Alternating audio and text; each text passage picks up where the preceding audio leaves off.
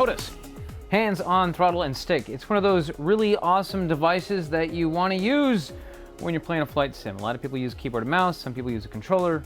I'm definitely a flight stick kind of person. One of the things that I ran into though with this X52, which is this is originally by Sata, now by Logitech, is that it is this. This is the 6-pin DIN connector that connects the throttle to the flight stick, and it can only go so far. And if you want your cable out of the way so you're not snagging on it, you're not clipping it, it's not very long. That's the biggest issue I run into. Now you can get longer versions of these, and that might mitigate some of the issues that I've been running into anyway. But the other problem that I have with this connector on this is while I am flying around and you're really excited and you're flying for your life, somebody's shooting at you, and you start smacking this thing left and right, and it pops up like that. It keeps lifting up off the ground. Now that's me. I'm not, you know, you slam the stick to one side, you're like, oh no! But the problem I run into is, even when I'm not going really crazy with it, is that the little bit of movement. Sometimes this cable gets bumped. I've got the keyboard, something else, I move the mouse, a cable here bumps this, and what happens is this gets wiggled just loose enough to disconnect.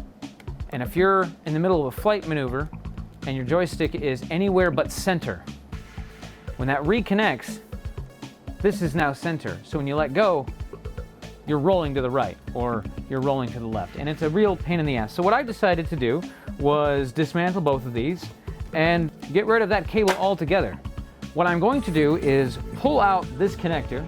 There's only 7 wires. In this case, there's 6 wires on this side, and I found that there were 7 over here. And I'm like, that must be the shield. So it connects from here, connects back to here, and then this is connected to ground. This circuit is connected to ground. So there's 7 wires that need to go from here to here. And I said, I want something that's gonna lock in place, that's not going to wiggle free, and something that would be a relatively solid connection. So I looked at a couple of different options. One of the options I looked at was a Sata connector. Like, I'm not kidding. I looked up and like, wait a minute. Sata connectors have 7 wires. That would be perfect.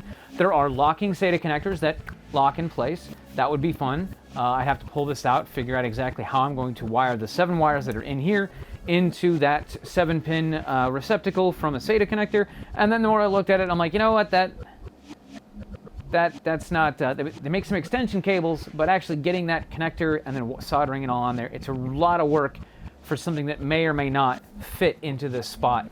So I decided to keep digging. What else could I find? And previously, I used to mess around with a lot of speaker connectors, like big industrial speaker connectors, specifically the Nutrix Speak-On connectors. And I'm like, these are really awesome. They're big. There's a lot, I mean, you can pump a lot of power through them because they're designed for big amplifiers and big speakers, but they're these huge locking, twist lock mechanisms, and it would be like, that would be awesome, this huge thing, but then you'd have this extra chunk of cable hanging off the end. It may or may not stay properly. You could bust it, break it. It would be great. The biggest concern I had was with that barrel connector, will it fit into the space where this hole already exists, or am I gonna have to cut in over here and make it bigger? But then if I do that, the wires that are running to this connector are only 1.5 inches, maybe 2 inches long, and it wasn't going to, I wouldn't be able to move it. What could I do to allow that to still be usable and be able to connect it over to this side? And that will also fit into this space and not get in the way of the throttle movement. And what I came up with was another Nutrix product. They call it the Ethercon. It's a RJ45 or an 8P8C connector that has a full bracket that wraps around it, weather seals it, and locks it in place into a huge housing so it doesn't just get wiggled around. It can't be just jostled. The whole cable is part of the main connector. So let's get to it. What follows is a brief construction montage. We hope you enjoyed this brief construction montage. Okay, that took a little bit longer than I expected, but we have success. We have taken this stupid DIN cable and gotten rid of it, eliminated it from our equation, and now we've got this, which is a lot longer than 6 feet. So long it gets tangled and everything. Like that was there, and then we got, whoa, look at that. about 10 to 12 feet of cable, and then we can plug it in, and then we can plug it in over here, and you can hear that solid click. Look at this, listen to that again. Woo, so nice. Yes, I'm very excited about, network cable being repurposed for not network cable, because it's not network cable. It's Cat 6, which is just a specification for cable. We generally use it for Ethernet, but I'm using it to connect my flight stick to my throttle. I'm really kind of excited about this because this works exceptionally well. It did have some problems with the connectors when I was putting them in. The flight stick was fine. I was able to fit the entire module in there. I did have to move it once, which means I end up with this giant hole in here. So measure twice, cut once. I did not do that this time. I was excited, and then it didn't quite fit. It was actually, I measured a couple of times, but once I had this piece set in that spot, we were talking a millimeter of motion that I did not compensate for. So when the flight stick moves to one side, it hit the end of the connector, so I had to move it over a little bit. Fortunately, there was space to move it over to a little further to the side, but I was able to leave the 110 connectors, the 110 punch-down connectors on this side. This one, however, was a little bit more difficult. When I went to put the module in, the connector and the jack in, there was no breathing room whatsoever. So I had to desolder the 110 punch-down connectors and mount the wires directly onto the PCB that was the RJ45 jack.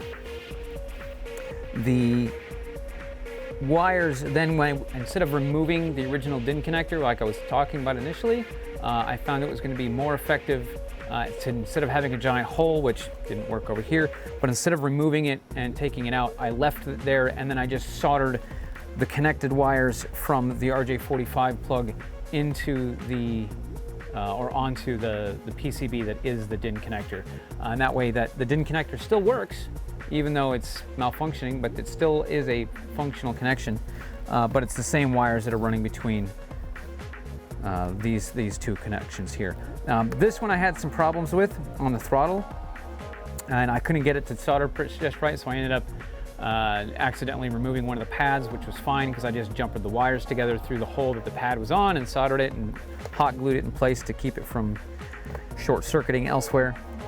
But ultimately, this worked out really well, and which had some more details of exactly how the problems I went through to get this to here and here, but some of that footage was misplaced and we're not able to present that to you as much as I'd like to.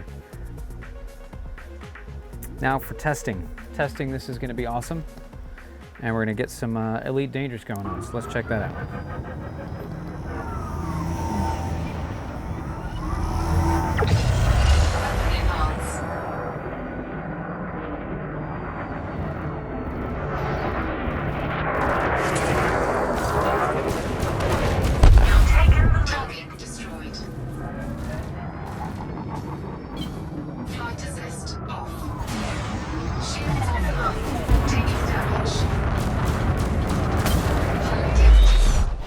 Not like that. I hope you like this video in regard to modding these kinds of things. I've got a buddy of mine who wants to do something like this to his own HOTAS, so I may revisit this with some additional footage and some additional, maybe some new ideas on how we're going to run a connection from here to here. I like the RJ45 and the Cat 5e, but he's got some other ideas. We may revisit that and do a similar mod for building something. This would be a really good connection for a sim pit, to be honest with you, because now not only do I have the ability to really spread these out, but the nice part about this is if I wanted to, instead of having just a connector that goes from one side to the other, we could snip this, run this into either a jack or a mod plug, and then plug it into a hard mounted jack that connects the two. So if you built like a sim pit, you can mount these wherever you wanted to.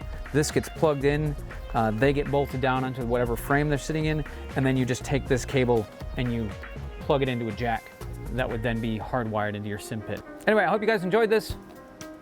I enjoyed making it. Look forward to more of these kinds of things in the near future as we start to really ramp up all the cool stuff we're doing around here. Until then, be awesome, leave a comment. If you're gonna be insulting, make sure it's funny for everybody, not just me. And until next time, my name is Qain, and I'm here to help you.